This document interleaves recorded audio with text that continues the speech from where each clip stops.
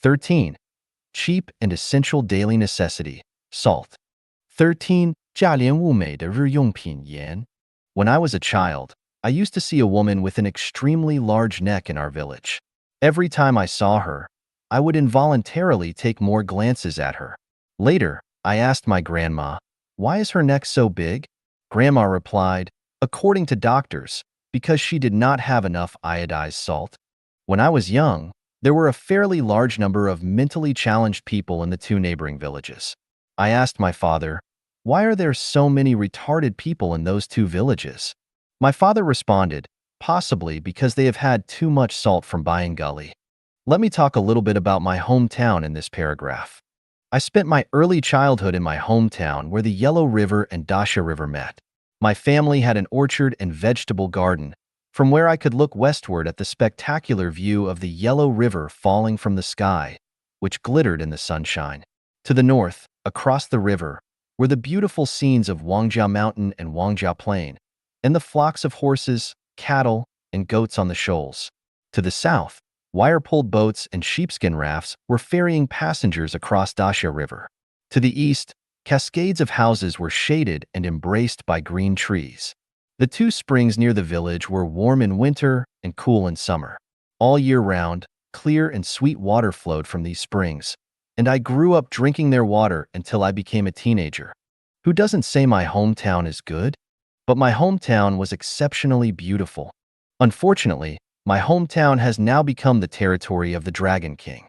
The construction of the Lujiaxia Reservoir has created tremendous wealth for the 5 provinces and autonomous regions in northwest China, but at the same time, it has sacrificed my hometown.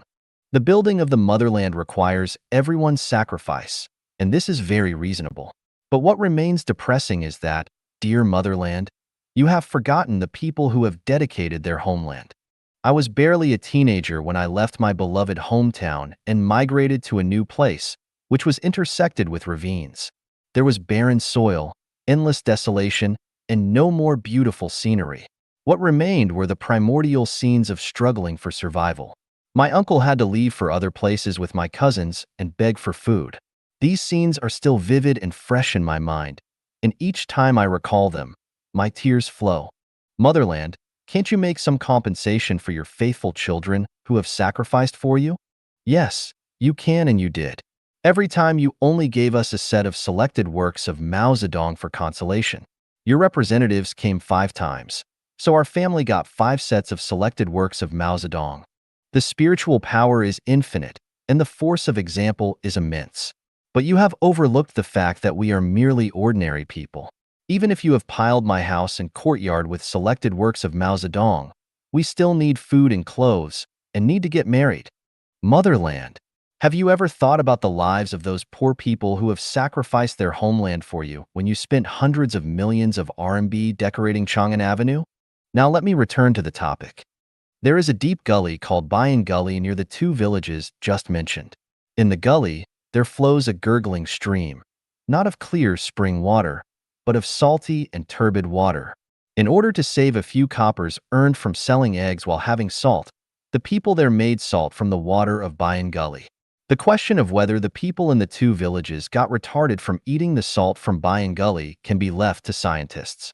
We can infer from the 2 examples that salt is extremely important to humans. In human history, the salt business was very profitable.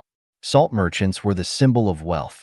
Countless fights and wars have broken out between men for the control of salt origin and the channel of salt business. In ancient times, soldiers were offered salt as a prize, and laborers were also paid by salt. When salt became a rarity, it was more valuable than gold. Just like water and air, none of us can live without salt. Our daily food can dispense with any other seasoning, but not salt. Apart from water and air, salt is the most important necessity for life among natural resources. The main component of salt is sodium chloride.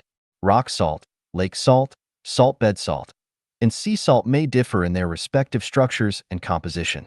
For example, the refined salt we usually purchase from stores is cubic crystalline structure, while the lake salt is polygonal crystal. The best salt should be sea salt made through the sunlight-caused evaporation of seawater. Such salt contains over 80 minerals needed by the human body, including iodine, calcium, potassium, magnesium, aluminum, barium, chromium, iron, manganese, fluorine, zinc, nickel, copper, phosphorus, and the like. Salt is not only a superior seasoning and preservative, but also the key substance to keep us healthy and vigorous. Salt can help the digestion of food and transfer nerve impulses to muscle tissues. But consuming too much salt can damage the heart, cause high blood pressure, and lead to overweight, as well as the decline of kidney function, the disorder of menstruation, and edema. The most important thing for life is air. Without air, man will die immediately, so there must be an adequate supply of air to guarantee the viability of life. The second most vital thing is water. Without water, man cannot survive for long, so there must be a great reserve of water to keep life going. The third most important thing for life is salt. Without salt, man can survive for a longer time, but will eventually die of weak limbs and frail body.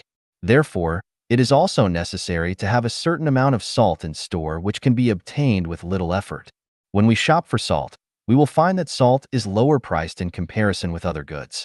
As for gold, pearls, and diamonds, they are only ornamentals for life and are not necessities, so they are scarce in amount and not easily obtained. If seawater is not salty, there will be no salt on earth. Since seawater is inexhaustible, we will never be short of salt. Now let's see. For life in nature, the more important things are, the greater their supply.